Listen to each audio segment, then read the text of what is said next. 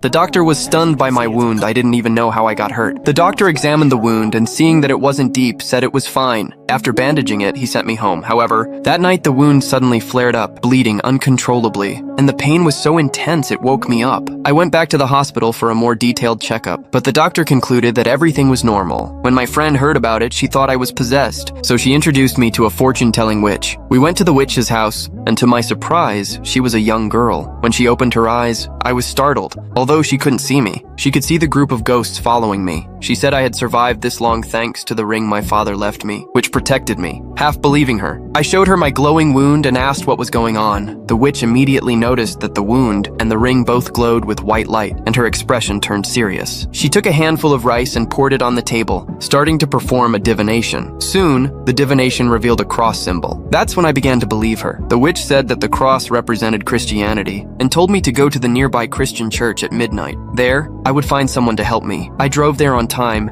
and as I approached the church door, a raven suddenly blocked my path. Then a flock of ravens swooped down on me, seemingly trying to stop me from entering. Inside the church, a demon was being kept locked away, and two priests were performing an exorcism. They thought the exorcism was nearly complete, and were about to pack up when the demon suddenly broke free. It knocked the older priest to the ground. Although the priest had powerful spells, their physical strength wasn't enough. The older priest was being strangled, and with the last of his strength, he took out a cross and pressed it to the demon's face, saving his life. The young priest, terrified, dropped everything and ran away. The older priest was no match for the demon alone, and as he was pinned to the ground, he prayed for divine help. I casually pushed the demon aside. My profession is a boxer, so physical attacks are my specialty. The demon climbed onto the roof, revealing its sharp teeth, and I jumped up, grabbed its hair, and pulled it to the ground. The priests were amazed. The demon tried to fight back, but I held it down with a powerful wrestling move. To my surprise, the strange wound on my hand burned the demon's face, causing it to smoke. The older priest quickly took some holy water and splashed it on the demon, causing it to scream in agony. When the flames died down, the host's body returned to its original form, and the exorcism was a success. My wound had played a crucial role. The priest explained that this wound was called the stigmata, the wounds Jesus received on the cross, meaning God had granted me this power.